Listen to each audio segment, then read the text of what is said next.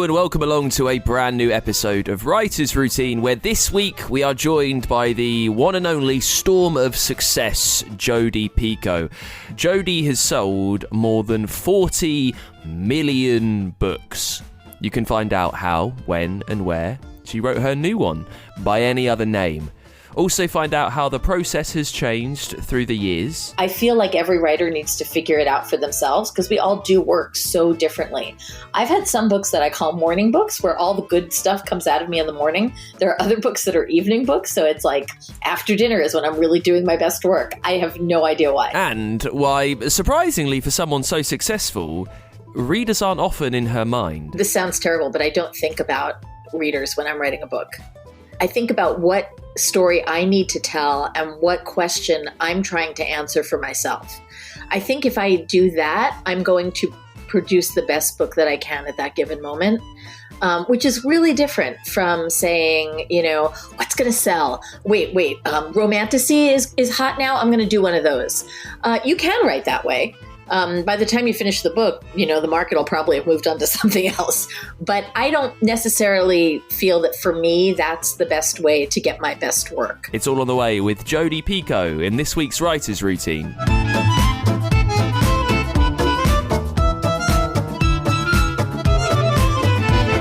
Yes, welcome along to the show. If you've never joined us before, this is a podcast where we take a look through an author's working day. We find out how, when and where they write. What do they do to get that idea down onto the page? My name is Dan Simpson, and I've done a thing that I think is very helpful to you and to me and to all the authors we feature on this show. I've teamed up with bookshop.org to create a very special shop for the podcast. If you've never heard of bookshop.org before, they work to financially support local independent bookshops. So it's a way that you can conveniently order and support the little guys, support your local indie without having to always go to the big monopoly that will deliver anything to your door within about 60 seconds. So if you get to the Writer's Routine shop over there on bookshop.org, you'll find books from authors we featured on the show, which is great. If you're instantly inspired to read it, please do take a look on there first. Also, there's books that have been mentioned through all the course of our episodes by different authors as helpful to get you writing, guidebooks, textbooks, that kind of stuff. There are books on there that I think are worth your time. And I'm also always getting recommendations from you. So many book picks come through all the time. I've put them on there too, so you can take a look. By buying books on there, you're supporting your local independent bookshop, the author, and the podcast. It's a win-win-win. Now, I will level with you. The books are a little bit more expensive on there, but it's because your local indie can't afford to get stuff out with those razor-thin margins. Also, I think if you can afford it, the price is worth the help to everyone involved that you're giving. Now, you can find the special shop at uk.bookshop.org/shop/writers routine. It's a lot to remember. So if you get to writersroutine.com, you will see a link to the bookshop on the menu at the top, and you can find the link in the episode notes wherever you're listening to this. I also think, even if you're buying any book, if you do it through the Writer's Routine special shop front there, somehow a little bit goes back to the podcast. I'm not really sure, but it's worth taking a look. Just if you find the time, get to writersroutine.com and click on the bookshop there. It's also in the episode notes. This week, we're with Jodi Picoult. Been high on the list for authors that I've wanted to chat to for a very long time. And let me read off the stats that explain why. Jodi has written over 30 books. She's a New York Times bestseller, sold in 35 countries, translated into 34 languages and counting, sold more than 40 million books and counting. And it's not just novels as well. She's worked as the co-librettist of musicals, which have played across the world. My Sister's Keeper, one of her novels, she co-wrote the movie, and that was a massive film. And she's back with a brand new novel. It's called By Any Other Name. It's all about Emilia Bassano, who back in 1581, like most women of the day, is allowed no real voice of her own. But she writes fantastic dramatic masterpieces. So the question is, will she pay a man for the use of his name? And then what happens when 500 years later, we discover that man is one of the most famous who has ever lived, but didn't do all the work. We talk about why her space is an organised mess, but at least it's her organised mess. Also, how she divides her time doing so much, but it's all in the same wheelhouse. How do you find the energy and the creativity to split up novel writing and screenplays and librettos? Also, find out why learning everything that she needs to know for her story almost takes up more time than writing the story. Discover why she has a voodoo doll of one of her competitors.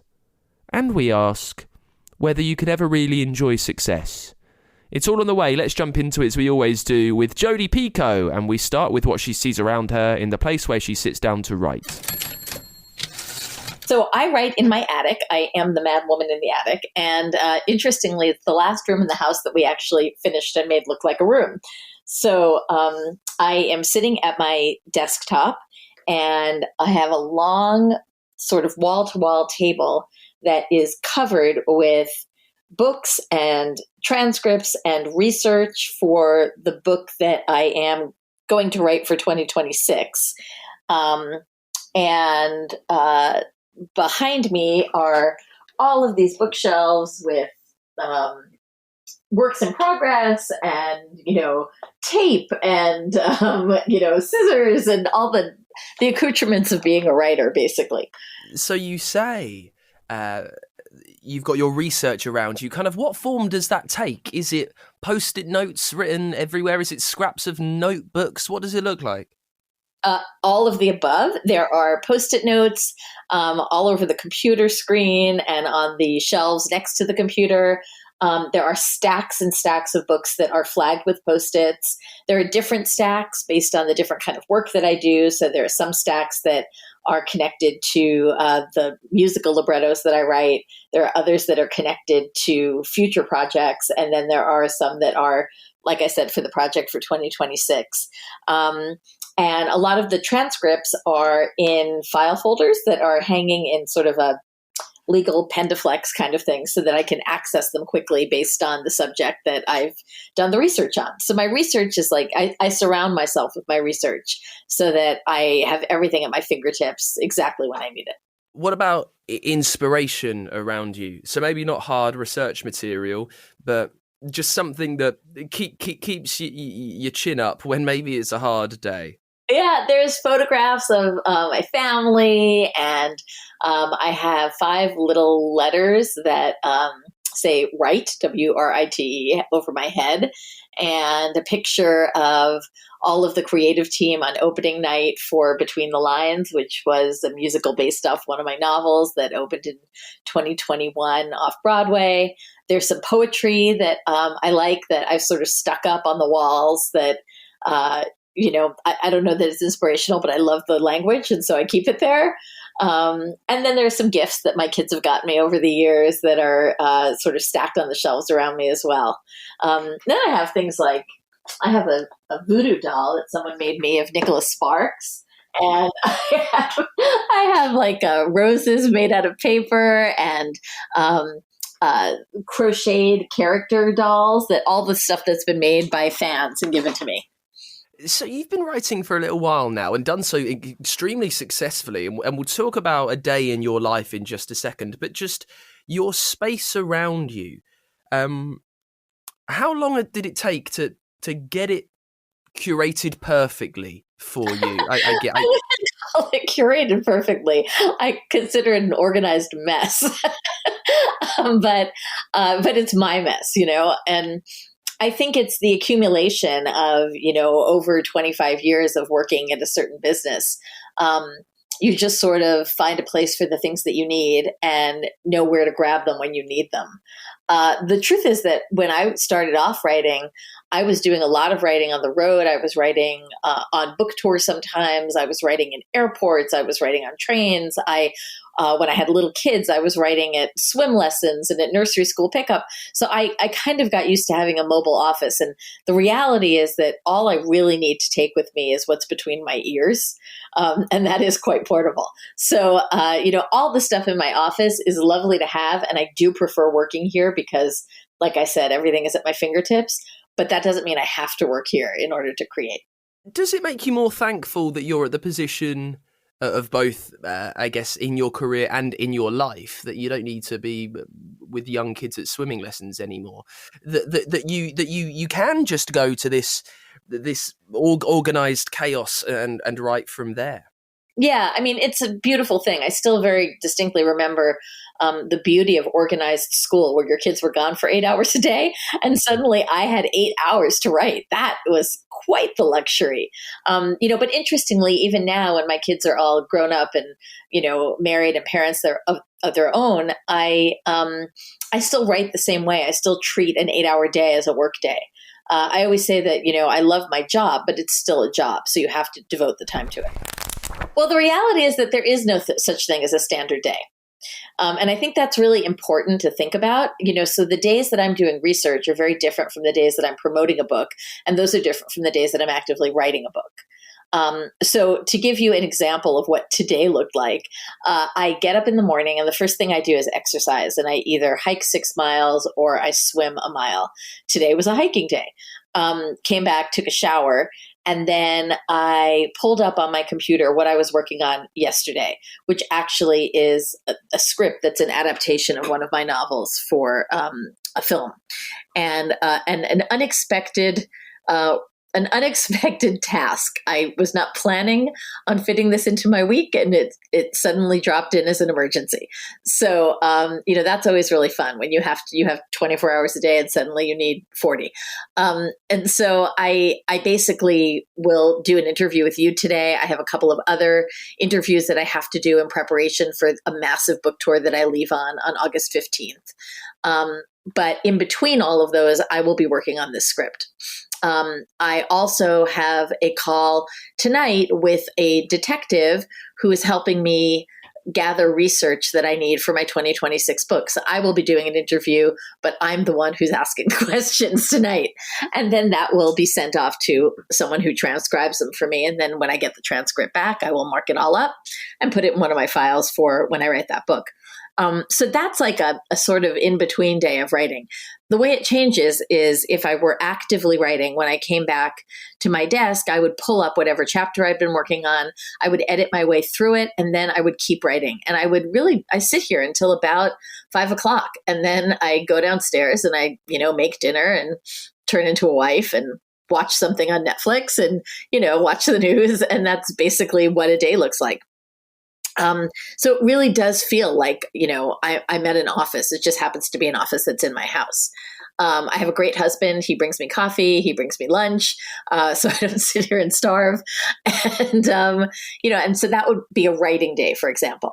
If I were off doing research on site, then I wouldn't even be at home. I might be in Rhode Island working with the director of emergency management and response, which is the most recent bout of research that I did. I might be learning how to run a polygraph. I might be talking to an academic about the life of Emilia Bassano, this a real life historical woman who existed during Elizabethan times. I may even be talking to the director of the Globe Theater about Shakespeare and what we know about him and what we don't. All of those things are things that have come up in my research. And then there's promoting a book, which is the only way I describe it is a marathon. It's not a sprint, it's a marathon. When I am on tour and I leave August 15th, I basically stay either in the US or abroad until November. And I am in a different city every single day. I wake up in the morning about 5 o'clock. I'm on a flight by 7 in the morning, fly to whatever city is next, check into hotel. If I'm very lucky, I might be able to get a workout in. I have my one meal of the day at about 3 o'clock. And then by 5 o'clock, I'm headed to a venue to do an event. And, there could be anywhere from 300 to 1,500 people at the event. And usually in conversation with someone talking about the book, which I love to do. And I love taking questions from the audience. And then I love getting to meet my readers afterward and have them tell me what books have meant to them. We do a photo line at the end of the event. So everyone gets to go home with a picture and everyone's already gotten a signed book. And then I get home at about 11 o'clock and go to bed and do it all over again. So yeah, suitably busy, I would say. You've not let me down, and I'm even more thankful that you've managed to carve out some time. Well, right at the start of your career, then, Jodi, when you were, I guess, writing, finding little patches of time in amongst everything else that was going on, before you could even, well, when this success was just can only have been a dream for you, had you any idea that this amount of work went into becoming a published author? It's a double-edged sword, right? Like, how lucky am I to have these problems? Talk about champagne problems, that I have to schedule 3 years out. That's a great problem to have. I certainly never imagined that my career would look like this and that it would be successful or be this busy. And, there's part of me that does believe you ride the wave when it's here. So I'm super fortunate. I get to write about anything I want to write about. I have the most incredible fans on the planet who are willing to follow me no matter where I go for a topic, and who actually want to see me talk about a book, instead of watching reruns of, Beavis and Butthead. I mean, all of those things are great, great things. And if that means that, my life is complicated, I'm probably really bad with downtime anyway. So it's good that I'm busy. Why, when you're busy enough as it is, when you're busy enough writing over 30 books, why make it tougher for yourself and do all of these extra projects? Well, it depends on what you call an extra project. To me, the arc of a book starts with research and goes through the writing and then ends with promotion. And in many ways, I actually call it the American idolization of publishing. When I first started writing, I think writers were considered to be like these minds in ivory towers, and all you had to do was craft something beautiful, and it would go forth in the world without you, and you would still reap all the accolades.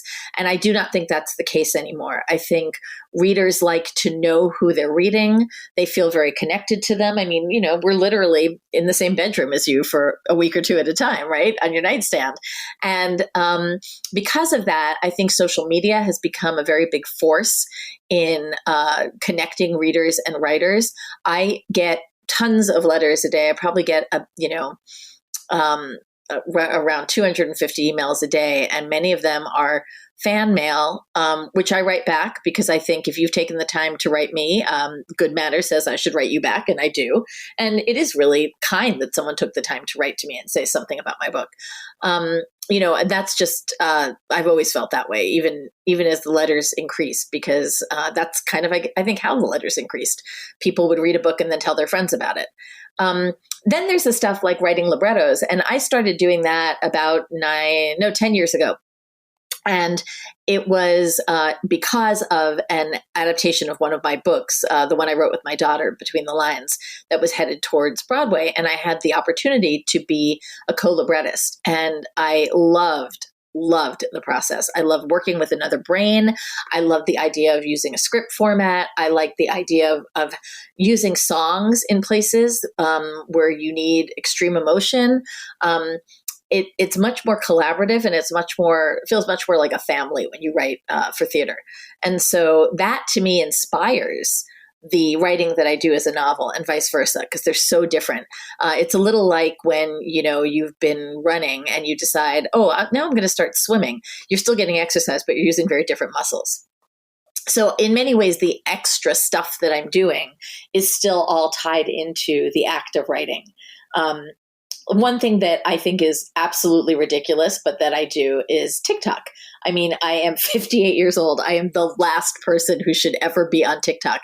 And ironically, I do not spend time looking at other people's TikToks, but I basically film this stuff, follow the trends, so that, I have a woman who's putting all the clips that I have together and suggesting trends. And she's a terrific TikTok guru. And I did it because book talk had become so prevalent in the literary landscape. And I just thought, I want to see if I can crack that. And it's worked. I mean, it's amazing to me how many younger readers I have who come up to me and say, "Oh my God, I fell in love with you on TikTok. And now I've read, all these books that you've written." So it's like a whole new generation kind of discovering my writing through a medium that I never expected to be on. Yeah, it's amazing how all of these different aspects all feedback and influence the one thing that you started out wanting to do, which is novel writing. Here's a question: um, when you are successful and busy, do you get a chance to enjoy the success? Oh yeah. I mean, I think what you do is value the time that you have more. I mean, look, being a successful writer has enabled me to live a life of privilege that many people do not get to live. And not just that, but be able to support family members in things like college educations, not just my own kids, but relatives. And I love being able to do that. But I also am very cognizant of when I do get to be off, if that makes sense. When I'm not in active writing mode, I'm taking a vacation in a week. We do it as a family every year, same place. Since my husband was little, he's been going there. And, that's like my week to, I won't say unplug because I won't be unplugged, but to not write, but to read other people's writing and to really just indulgently live in other people's fiction instead of my own. So let's just jump back to the day, and the days when you are novel writing. You said that you'll edit what you've done before, and then you'll crack on and carry on writing. Is there an aim for the day? Are you Are you heading to a part of the story or a word count? No, weirdly, I know I have friends who count words and pages, and I do not do that because there are some days that you write a really emotional, tense scene, and it could be 3 pages long, but it could take you 7 hours. And then there are other times that you write, like a trial. I can write 50 pages without even blinking, and so I think they're different, and so I don't quantify what I have to get done. I do tend to like to get to a stopping point. Like I'm not gonna if it's 5 o'clock, I'm not gonna say, oh, I'm in the middle of a sentence, but I'm gonna let that go. I'll try to get to the end of a section before I leave my office. You're mentioning looking ahead to the book you'll publish in 2026, and because there is a large group of fans who are waiting for a new novel of yours, does that mean that the timeline of when you are doing stuff in amongst everything else needs to be quite tight? You're saying, right, if it's going to be published, I don't know, August, I need to start writing on this date. Yeah, and I mean, the book tours themselves are so long that they really do throw a wrench into writing time. I love the book tours, but I am so brain dead because of all the travel that even when I've tried to write on tour, I come home and I read what I've written and I'm like, what was I thinking? I have to start from scratch basically. So I feel like I've kind of learned not to do any heavy lifting or driving, heavy machinery while I'm on book tour, just because I'm so tired. But I do have to stick to a pretty rigid schedule in order to get the books out every 2 years. And, I used to write a book every year. It wasn't until probably about 8 years ago that I started going every other year. And that's in part because it's exhausting, and in part because I have other things going on that make it necessary for me to have that time to breathe and to do the research that I need for the book. We spoke about the chaotic disorder, managed chaos of where you write and how that's come to be. But in the last 20, 30 or so years of you being writing and you publishing 30 novels, how have you managed to streamline the way that you write a novel every day? Like, what have you learned about how you work best and what you should do to get it out there? That's a great question.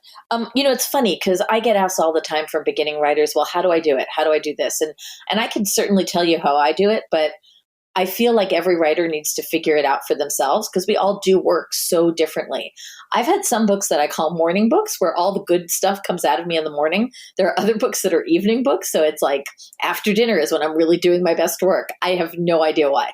But I think that in terms of the structure of my year, I usually know that I published in the fall. So working backward, I need to have a finished manuscript to my publisher by Christmas before that year. So that means I'm going to need that full year in order to basically finish up the research, do the writing of multiple drafts to get it to a point where I want to send it to my editor, which means the previous year, which is going to be a tour year for another book, I have to be doing my research. So I know that this year is a year when I turned in and did page proofs for By Any Other Name. But the whole time that I was doing the prep work for By Any Other Name, I was doing all the research that I needed to do for a book that's not going to come out for 2 years. And I will have all of that research lined up and ready to go so that when I come home from my book tour from By Any Other Name, I will give myself a few weeks off around Christmas. And then starting up at the beginning of 2025, full steam ahead, I am physically, actively writing that book. Wow. Yeah, it's tiring, right? Sometimes I hear myself and I'm like, God, you need a nap, girl. Back with more from Jodi Picoult in just a second. If you're enjoying the chat and you're inspired to get a copy of the novel By Any Other Name, it's out in the UK on the 10th of October. You can pre-order it using the brand new Writer's Routine shopfront over at bookshop.org. Find out more at writersroutine.com or click the link in the episode notes wherever you're listening. And there's another way that you can support the show over at patreon.com/writersroutine. By becoming a backer there, you can get merch. There is bonus content, behind the scenes stuff from the podcast, normally featuring my cat, over there. And there is a way for your book to sponsor the show too. And it doesn't take a lot, just a few dollars a month. It really helps us keep going. It helps me keep bringing you these chats with some of the biggest authors around. And I think you'll agree, I'm delivering on that this week. It helps me dedicate the time to do that, to keep these chats coming to you. So to help us out, please think about becoming a backer, pledging to support us over at patreon.com/writersroutine. Let's get back to it then with Jodi Picoult chatting about her new novel, By Any Other Name. It's all about Emilia Bassano, who, back in 1581, like most women, has no voice of her own, really. But she's writing fantastic dramatic masterpieces, so she has to decide whether she will pay a man for the use of his name. Now, we're getting into the territory in this novel of ideas over the legitimate authorship of Shakespeare's stuff. I think that's what they call it, more or less. Who actually wrote Shakespeare's plays and everything? Now, many of the most successful Shakespearean authors around, Derek Jacobi's, Mark Rylance, they're pretty set on the idea that William Shakespeare was not the author of everything. I kind of dip in and out of it, really. It's nice to have the conspiracy, but I've chatted to people on this show who are very keen that the evidence is all there that he did do it. But different places online say different things, and it's hard to keep your head around it, and I don't really know if I have the energy. So maybe I don't pick apart some of Jodi's thoughts as much as I could. I'm not sure whether that's my place here. Just thought I would mention that right now. That's what the novel really is all about. We also find out about the book that she wrote as therapy in lockdown, the one that she never thought about releasing. And we get back to it talking about research, because doing the work to discover what she needs to for the novel often takes more time than actually writing the novel. How does she know where to start? How does she get all the contacts? It turns out it's because she's a very good pest. Here's a little dirty secret. The way that I find research, what I would call research helpers, which are experts in their field, has not changed in 30 years. Back then, the only difference was I was writing a letter instead of typing it on a computer. And basically, it's networking. Who do you know who does this? Do you know anyone who, is an expert in X, Y, or Z? And when I finally got a name, I would write a letter. Now I would send an email and I would say, hi, my name is Jodi Picoult. I'm a writer. I'm writing about XYZ. I hear you're an expert in XYZ. I would really like to talk to you, shadow you, whatever it is I need, at your convenience. And then I would wait for a response. And if they didn't respond, I would call. And I would keep calling. And I'm a very good pest. And finally, they would take my call just to shut me up. And honestly, in the 30 years that I've been doing this, only once has someone said no. I think people really like to be considered experts for a living, and they like sharing their knowledge. And the thing that you do is you do work on their schedule. So, for example, I remember I once, it's a book that never got published, but I needed to talk to an astronaut. And he was so busy that the only time he could talk to me was between 2 and 3 in the morning, Eastern Standard Time. And I had little kids and I set my alarm and I got up for 2 weeks, every night. And that's when I did my interviews with him, because that was when he was free. I remember when I wrote Mercy, there was so much of Scotland in that novel, and I couldn't afford to go to Scotland back then. And so I was doing all the research that I could through libraries, because we really didn't have a vast internet yet. And trying to bring it to life through the research that I did in books. And ironically, years later, when I first went to Scotland on a book tour, I remember going to Culloden, to where the battlefield was, and I had written about that in Mercy, and just being stunned at how right I got it. Like, that made me feel really good. And it wasn't really until, I would say, it was around Plain Truth time that I was able to leave my home and do research on site. And I mean, when I say that, I could obviously, I had ridden with detectives before, or police officers, or, been in court with judges, because that's easy to do from home. That's a day trip. But when I went to go do research about the Amish community, I still, again, had little kids. But at that point, my husband had made the decision to stay home and to be the primary caregiver. And that freed me up to be able to do that kind of immersive research. And I went and lived with an Amish farming family for a week. The book would have been very different if I hadn't been able to do that.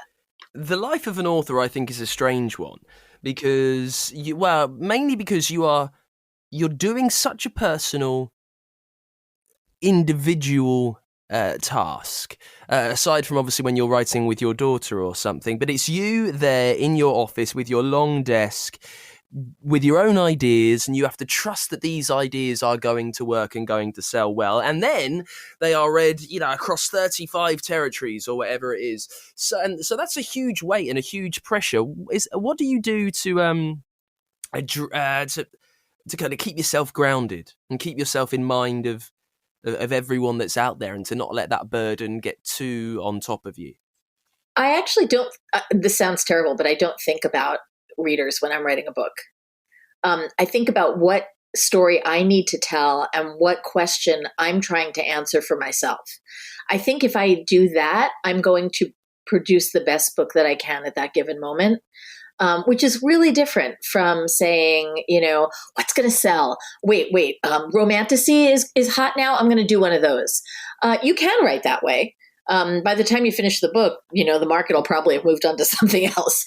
But I don't necessarily feel that for me, that's the best way to get my best work. I really do write for myself. And I'm always a little stunned that anybody wants to come along for the ride and read it. A great example of that is Wish You Were Here. That was not a book that was under contract. I wrote it during COVID. I literally wrote it instead of getting therapy, because I was so freaked out by the fact that I had no control over my immediate future. I was terrified because I have asthma. I thought if I got COVID, I'm not going to make it. And I was so disrupted as an author by not having the ability to go on book tour and to talk to fans and to readers. And it just felt like I didn't know who I was anymore. It really unmoored me. And I decided, since I couldn't control my own life, I was going to control fictional characters. And I wrote Wish You Were Here about COVID. And I wrote it for myself.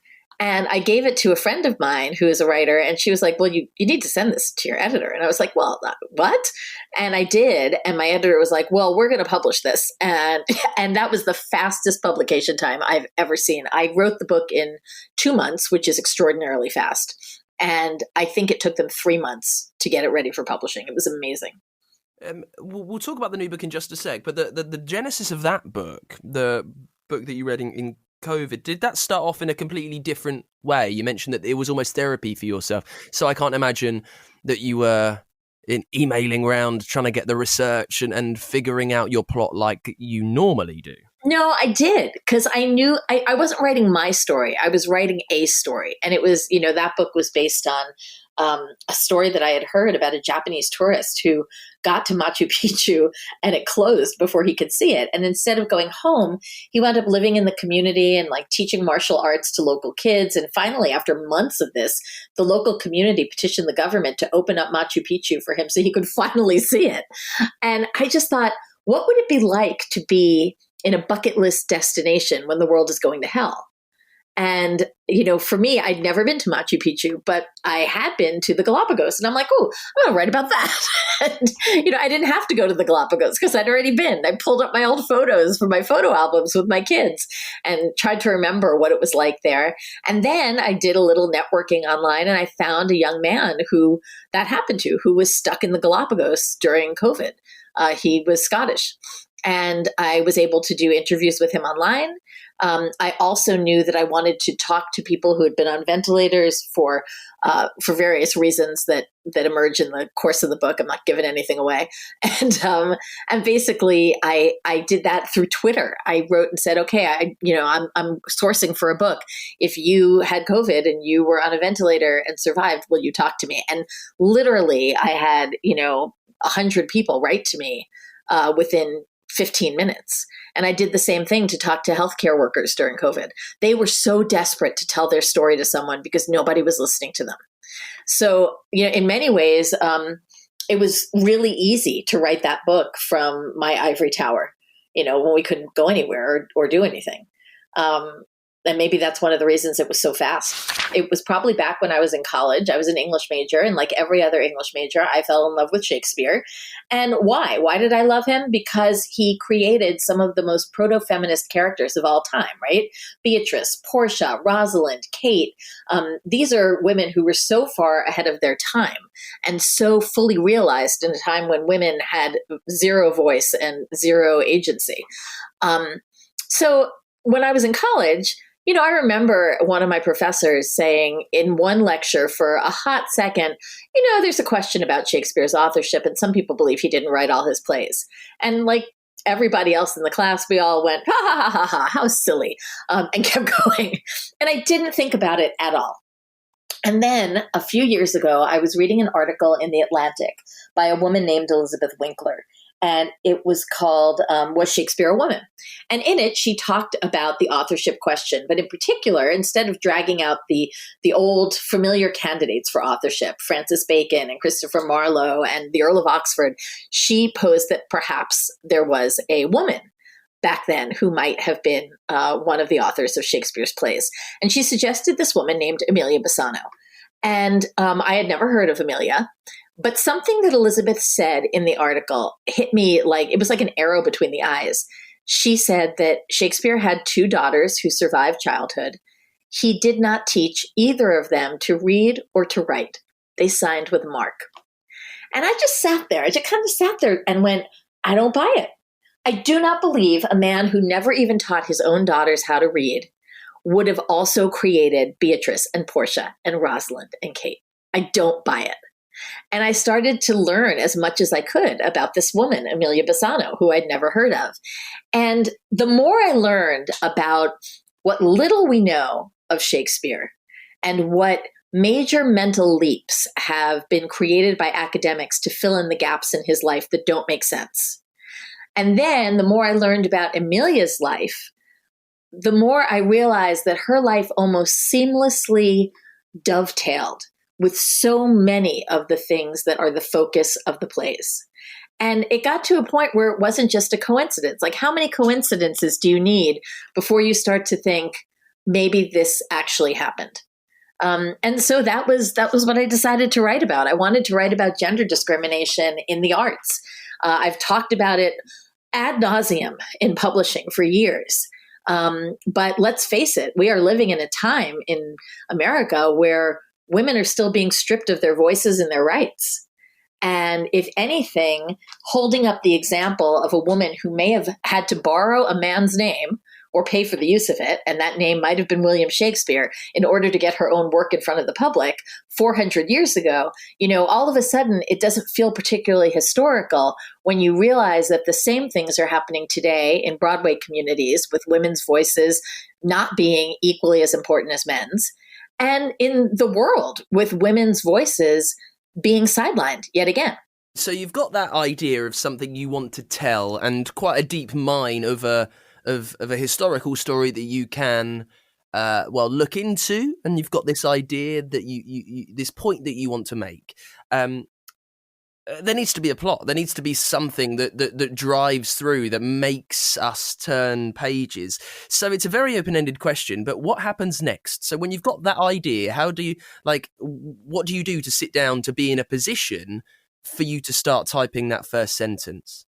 Well, before I type a single sentence, I do as much research as I can, and I will easily do 85 to 90% of the research up front. And because of that, I usually know if something is going to work as an idea before I ever get to writing it. So I'm not really wasting time. In the case of Emilia, I started with her life and her history. Almost everything that we know about Emilia Bassano comes from these journals of this guy named Simon Forman. Simon Forman was this absolute hack astrologer / doctor that Emilia went to when she had multiple miscarriages and she wanted to have a baby. And everything that we know about her history comes from Simon Forman's journals. He also was a real prince among men. He tried to sleep with her. She refused. All of that's in his journals too. And those journals are in the Ashmolean, so you can all read them too. So I had the outline of her life, basically. And then I started doing interviews with Shakespearean scholars. And I tried to find female scholars. I really wanted to, because I think there's a difference in the way that women academics look at Shakespeare. And so I did a lot of interviews, learned a lot about their thoughts on Shakespeare, but also their thoughts on other authors, potential authors for the plays. Like I said, I talked to Will Tosh, who is basically the head historian at the Globe, who was so funny. I told him what I was writing about, and he was like, "Aren't you cute? To think that that maybe Shakespeare didn't write his stuff." And then I started to. I knew that Emilia's half of the book was going to be the story of her life, as much as I could make it, but bringing it to life. And Emilia had the most just absolutely remarkable life. She was Italian. Her family were the court recorder consort musicians to Henry VIII and then Queen Elizabeth. And they were extremely talented musically. She was Jewish. She had to hide her faith as a Jew. She was given a classical education as a countess's ward when she was 7. So she learned all of this legal stuff. She learned everything you would have learned had you been, had you gone to Oxford or Cambridge. When the countess got married when Emilia was 12. And so she was kind of left floating around without a place to go. And she wound up living with the countess's brother, this guy named Peregrine Barty, who happened to be the ambassador to Denmark for England. And that summer, he went to Denmark and he met with the king and queen. He also met with Tycho Brahe, who is a very famous astronomer whose supernova is featured in the very first scene of Hamlet, and also Tycho Brahe's relatives, who were named Rosencrantz and Guildenstern. She, at the next year, was given at age 13 to the Lord Chamberlain of England, Lord Hunsdon, who was 56 years old. She became his mistress. He was in charge of all theater in England, and she lived with him for 10 years, and through him would have met everybody in the world of theater, from playwrights to the players themselves to the producers. Lord Hunsdon was responsible for basically making sure that nothing written was treasonous, and also going to rehearsals and going to opening nights. At 23, Emilia got pregnant. You couldn't have a pregnant mistress. Lord Hunsdon married her off to her wastrel of a cousin, who blew through all the money that he settled on her. So all of a sudden, she's 23. She's in a marriage she doesn't want. She has a baby and she needs to provide for her family. She needed to figure out a way to make money. And we also then see a gap in her life until roughly her 40s, when in 1611, she becomes the first published female poet in England. That is a huge accomplishment. Huge. You should know her name simply because of that. But, published poets don't arrive out of nowhere in their 40s. She obviously was writing before that. And I believe that she was using someone else's name because women were not allowed to write for the public, period. And I think that name happened to be William Shakespeare. And, the more, again, that you dig into her life, the more it rubs up against things that we don't understand about Shakespeare, that we don't know about Shakespeare. Very simple example. We know he never left the country. He never went to Denmark or Italy or Egypt or any of the places he wrote about. And yet there are details in the plays that weren't in guidebooks at the time, right? So how would he have known about people named Rosencrantz and Guildenstern or Tycho Brahe's works, which weren't published yet? We know that he was self-taught, but he died without a single book to his name. And when he died, no other author publicly lauded him or grieved his loss, even though his name was far more famous than any other playwrights at the time. We know that he never played an instrument, but there are 3,000 references and more to very arcane musical knowledge in the Shakespearean plays. We know that he was a businessman and he was an actor and a producer. We know that he evaded taxes twice. We know that he had restraining orders taken out against him by colleagues. We know that he hoarded grain during a famine and jacked up the price for his neighbors. I mean, he was a real prince. But what we don't actually know was that he wrote a single thing. We do not have evidence of that. What would be why the need for a conspiracy? Then I chatted on this show to an Oxford scholar who was head of Shakespeare studies, I don't know, and she was fairly keen that he had written everything and was kind of quoting that, well, some of it may not have been in the guidebooks, but his when he does take you to places like Verona, it's not as thorough as you might imagine, and that there was a way of picking up little bits and pieces. Okay, great. So how did he come across the source material for Romeo and Juliet, which existed only in the original Italian, which he didn't speak? Okay, so when you start to dig a little deeper, it's like, wait, what? There are just a lot of gaps, I think. And I think it would be extraordinary if Shakespeare wrote 38 plays while he had 2 other full-time jobs as a producer and an actor. He also would be the only playwright who didn't collaborate. Every other playwright of the time collaborated. And it wasn't like being a playwright was such a hot ticket. It wasn't the kind of job you would want to get. It was, you were a hack writer, basically. It's more extraordinary to think that he did not collaborate or that he wrote everything himself, honestly, than it is to think that he might have had some help. So I feel like it's not my job to convince you that Shakespeare did or did not write his books. What I'm doing is laying out facts you may not have known and asking you, how much coincidence can there be before you start to see a pattern? To me, there are a lot of reasons that I can point to that Emilia might very well have been involved in some of this. And I don't think she wrote all the plays. I actually think that there was kind of a coalition of authors that wrote together. But yeah, I don't think Shakespeare is the, I think Shakespeare has achieved mythical, almost religious status among people who are literary academics. And I think that was a very calculated decision by England and has a lot less to do with the man himself than the actual plays. The plays are stunning. They're beautiful. And nothing takes away from that. I just think that having the name William Shakespeare on it might very well have been an allonym, which was very common at the time. Lots of people used other people's names to publish. And I think that I personally think everyone in the theater world was in on the joke back in the 1500s and 1600s. And I think we've all lost the punchline. And that's it for this week's episode of Writer's Routine. Thank you so much to Jodi Picoult for coming on the show. The new novel is By Any Other Name. It's out on the 10th of October in the UK.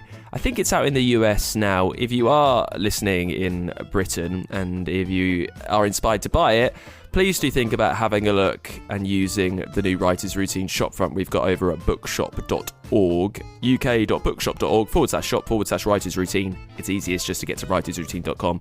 You'll see a link in the menu there, and you can find it in the episode notes wherever you're listening. Not just Jodi's book, pretty much every author that we've featured. I'm working on it, by the way. Certainly the ones that we featured this year, they're all on there. Loads of other recommendations and writing help for you there over on our bookshop.org page. Remember, you can support the show at writersroutine.com and drop us a follow on X. We are at WritersPod there, and I will see you next week with a brand new episode of the podcast. Until then, bye-bye.